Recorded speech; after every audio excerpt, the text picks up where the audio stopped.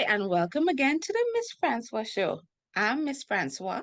That's MSS for multi-talented and super sexy. Today's segment is going to be fun. I was intrigued when I heard about it. We're going to hear what Miss Debby Krusz have to say today about dream and all that things with God. So you atheists, if you're upset, oh well. We're going to talk about everything today. So you can still listen or you can listen. It doesn't really matter to me. But me and Debby Krusz, my guest today, is going to talk about so many things. She is a certified life and meditation and energy healing coach. Her practice is centered around faith in God, and she's the author of Souls Meet a Body. Hi, Debbie. Hello, how are you? I love your intro. Once it's all about me, it's easy. That's how it has to go. One of the first things I saw when I saw your profile, it says an expert in dream rescue.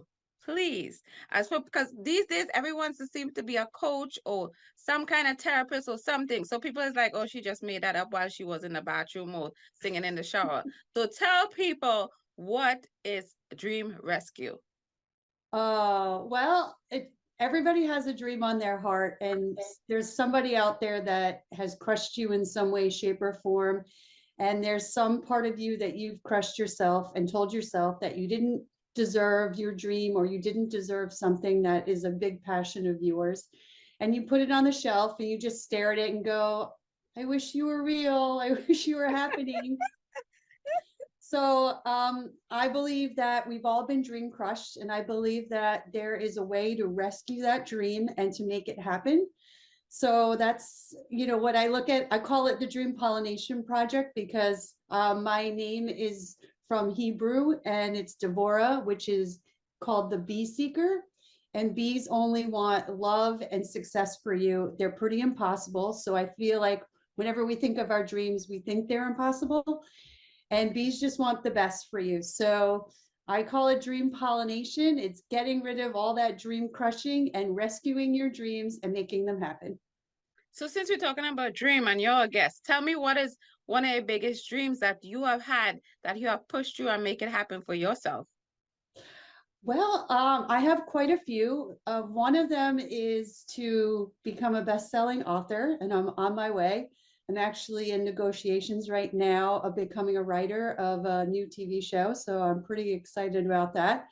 Like, for instance, after a failed relationship, most of us go into a period on working on themselves or, working on yourself. How can one transition from being a committed relationship to transferring all that energy on themselves? Because when you do those things happen, your heartbreak, how are you supposed to make that switch and maybe go back and decide to focus on whatever dreams you may have had? Well, I believe that relationships and, being in a committed relationship or just a new relationship, whatever that looks like for you, there is a part that you have to listen to your heart. So part of what I call a dream, I call what is on your heart. And what is the love that's on your heart? What does it look like? Who do you look like in that love? And I would take time to tell my clients what I do for myself as well, which of course I learned the hard way. And there was a lot of vodka and ice cream involved, but not everybody needs all that. But you have to really look at what does your heart say, and did your heart match that person that you just broke up with, whatever reason? Was your heart in it? Did it match your values? Did it match who you are? Did you have to change who you were?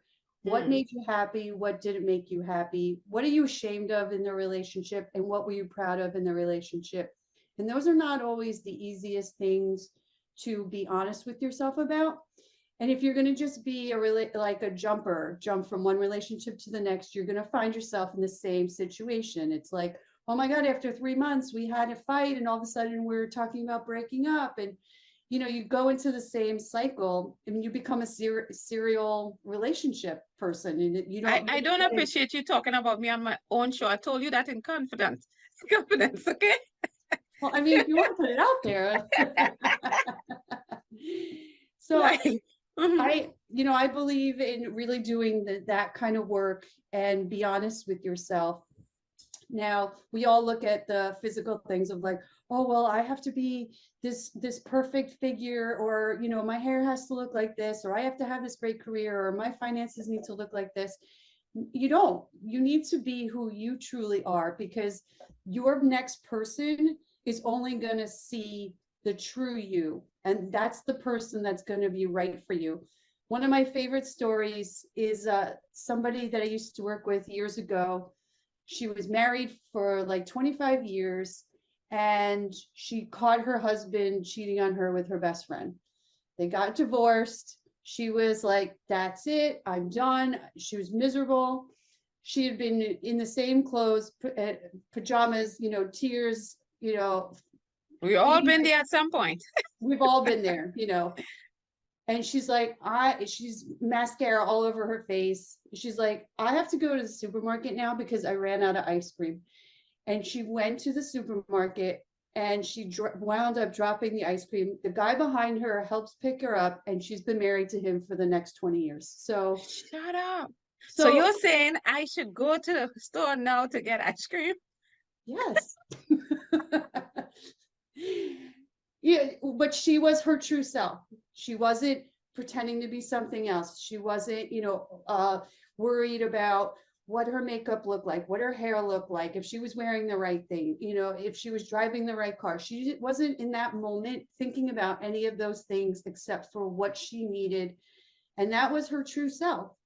Wow. And that true self is your light that shines really bright. And you're a person that belongs to you, that you're going to, you know, spend your life with and spend your time with, and want to make a commitment to that person, or whatever that looks like for you.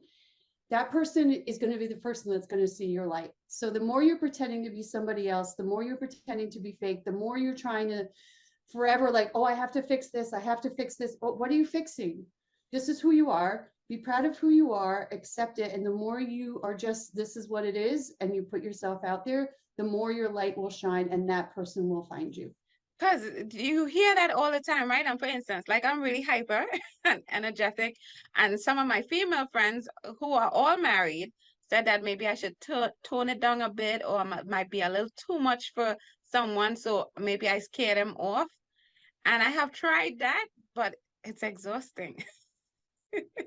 Well, if that's who you are, why do you have to turn it off? Because you're just, Because I guess they're saying like they were able to find a husband and settle down, and I can't find it, maybe because of my personality and me being so big. Well, let me ask you, are your friends happily married? Most of them not really. Yeah. Yeah, okay. That is true. Or is it like that guy, you know, and you know, those are, number one, you're on your own track. You're not on their track. There's no time frame of it has to happen at this time. Oh, I just have to pick somebody. You're a genuine person, and you are not afraid of who your personality is, and you're shining your light. And you know what? You just haven't found that person, the Coast Guard, that's like, I see the light, I know it's coming, I know it's out there. Where is that lighthouse? And so you all hear what Debbie said. Leave me alone, let my light shine, and whoever is supposed to be for me will accept me for who I am. That's right. Thank you. Like one of the things that I thought is so cool, you said that your practice is centered on the faith in God. So with that, if someone does not believe in God, would that not be able to work, or how does that work if they don't believe in God? Well, if you don't believe in God, you believe in something that there is a God to not believe in God. That's like a Friends episode, like, I know that she knows that they know that. In some way, shape, or form, you may think that you don't believe in a higher being, but you do. And listen, I believe in God, and God gives me everything. It really would have to talk to every person individually of what your beliefs are, because we all say different things, right? So I say God, other people will say the universe, you know, I say Holy Spirit, and people will say energy. You know, it's like God, I look at God as a food court, you know, like there's pizza and there's a quesadilla, and let's go through the ingredients. It's kind of the same thing. So it's what you can see, and what you can hear, and what you can feel, and what you can relate to is the higher being. Call it God. What you call it is something else. So if someone says they're an atheist, there's lots of reasons for that. And, you know, a lot of people get hurt or don't understand what is happening in their life. They don't understand their relationship with God. So they get mad when something bad happens. Like, oh my God, my mom died and I was 8, and how dare God do that to me? So There's no I, such I thing. don't, I I don't just like him. He dismiss. doesn't exist. Right. Understandable. Yeah. So a lot of people are angry, and, you know, there's reasons, and we don't always know what the reason is or the answer, but, you know, however you want to phrase it, as long as you understand, you know, you are always loved, and you are here to shine your light and to be the best version of yourself, whatever language it means to you, that means to you. And you know, the more you believe in yourself is believing in God, and whatever you want to Yes, you call said it. that really good. You summed that up. No, that was really nice. And like a lot of these things, when it has to come with dreams and your goals, it has to do with faith. But how do you even find faith? As there is positive, there's negative standing right next to that positive. Mm. That's really hard to see, but they can see what's next. And they're like, oh, just throw all this stuff in her face so she can't. Oh, no, no, no, no. And once you're like, oh, all right, I know what's going on here. You've had your fun. You can leave now, because I'm going there, because all you're doing is showing me that my dream is bigger than what I can see and bigger than I believe. And I can't wait to get there. And you're not going to stand in my way. And you will watch how fast that door opens, how fast that avenue gets bigger and wider. And you're just flying through there. And when you get to see it, you're like, wow, that was really big. So when you lose that faith, you have to just realize that the negative can see how big it is, and they can't handle it, because then they can't control you when you get to that next level, when you get to that place of being the best version of yourself. It can't move past here unless it can bring you down with you, bring yourself And down. you see, like how you rescue people dreams, like we're telling people this, you're like coaching them through, or like reminding them and helping them along the way to get to where they dream, to get to complete or reach to that goal or dream. That's like basically what you're doing. Yeah, so I help people identify what their dreams are. So I always like to start with career, because career, everybody has a vision of what their career is. Either they don't have a career, they're in a career they hate, there's a career they've always wanted, or they're just in their mid-career burnout. So once you focus on this is what you do. Oh, No, that's I. That's oh, I'm okay. like mid-career burnout. Once you focus on where you're spending 8 hours of your day, either a little bit less, a little bit more, and that is important. And if it makes you happy or it doesn't make you happy, that's important. Because when you go home, you know, you want to, oh, I don't have a good relationship with my spouse. Well, are you happy in your job? No, my job sucks. And I come home and I'm nasty and I'm angry. I'm like, oh, I can't believe your spouse like doesn't like you. I mean, you know, you see how it's all related.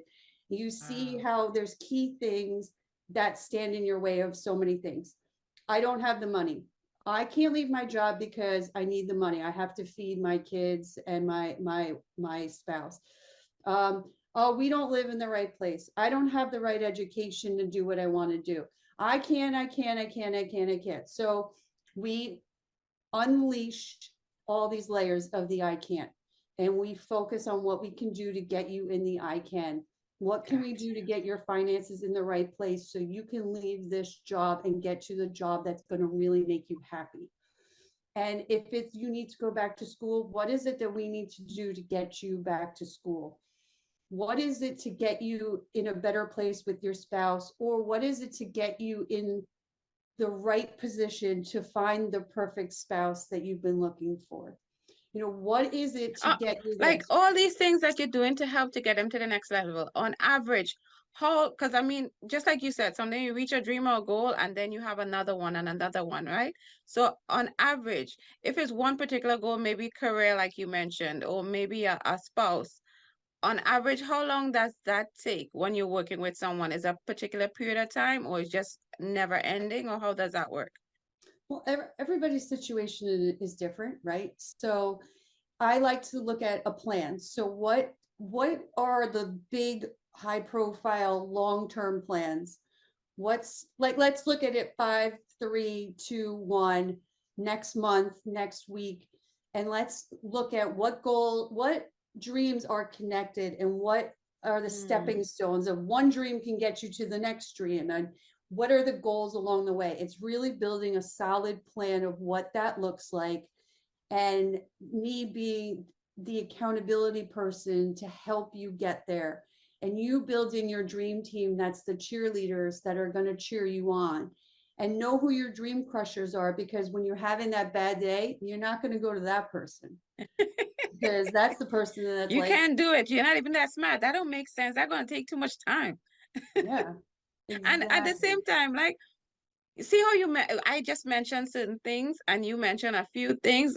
Like for the average person that have the bills, then the spouse, and they hate their job, it's like, why even bother following your dreams? Maybe some people might be like, let me just live, or let me just exist.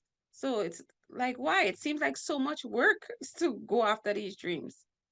Well, you can follow the same path of insanity that you've been following, and it's a loop, right? It's the same loop of like, oh, I hate my job, I hate my life, I don't want to wake up in the morning, my spouse hates me, I'm ugly, I'm fat, oh, I have to go to work, da, da, da, da, da, da, da.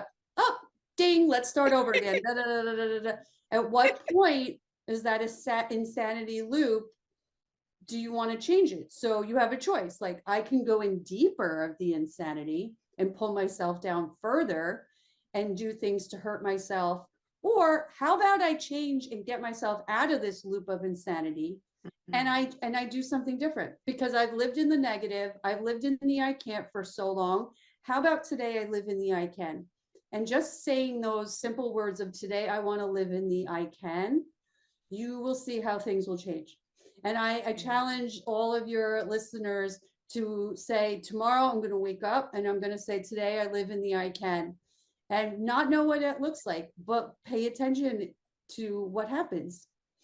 And you see how you're giving this positivity, and the negativity doesn't know how to handle it because it can't, you're not feeding it anymore.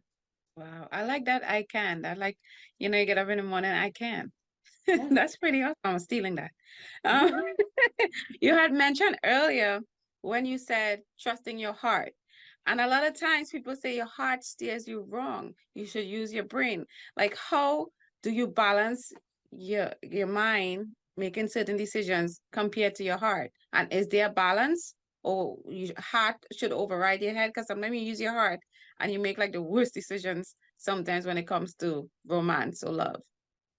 There's never worse decisions. There's not a mistake.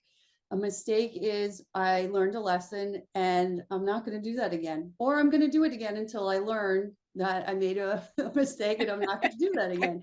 That is not the right direction. That's the right direction.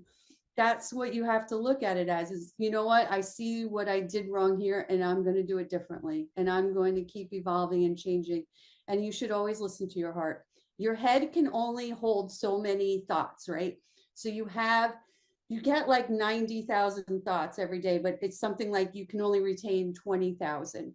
And it keeps on a loop because it just wants to grab at what it can. It's like, oh, I remember saying that, like I remember saying that. But if you're not feeding your brain new things, if you're always consistently like, well, let's just go to the old ham and cheese for lunch, you're only going to know ham and cheese. You're like, I Yeah. don't know what turkey tastes like. Like, maybe today I try turkey. And once you start listening to what your heart says and stop listening to what your head says, because your head is on repeat. And it takes a little while for the heart to kind of override what that repeat words are in your head, and until it can really take charge, because you kind of have to, your brain sort of has to see it to relate True. to it and to grab it into part of those 20,000 thoughts that are in the loop. And once you start grabbing onto those 20,000 new thoughts, that your heart is telling you, then you'll change your way. I mean, hopefully won't take too long to get to the 20,000, but if you're doing it consistently, you'll see how fast it'll change. Yeah. There's a lot of things, a lot Oh, of you got a tools lot and of stuff you're homework. giving us. I'm like, I just remember I can follow my heart, just be myself. Like you had mentioned, I read some of that, you're using signs and symbols from the afterworld in your daily life. Something to that effect. So Yeah. before someone think it's voodoo, how is this done? Should it be done and why? Well, I mean, we all have a clairvoyance of, what we can see and what we can't see, and that connection. And I just am very in tune with it. And I've always, when people die, still have a connection with them. I actually, one of my last blog spot, I wrote about somebody that I used to work with, and I didn't even know that he had passed away, but he had helped me through a really bad breakup. And I had lost my job at the same time because the company went bankrupt. And I was miserable, and I was sitting on my kitchen floor, and he called me at 4 o'clock in the morning, just randomly. He didn't know. I mean, he knew about the breakup. He didn't know that I was sitting on my kitchen floor crying.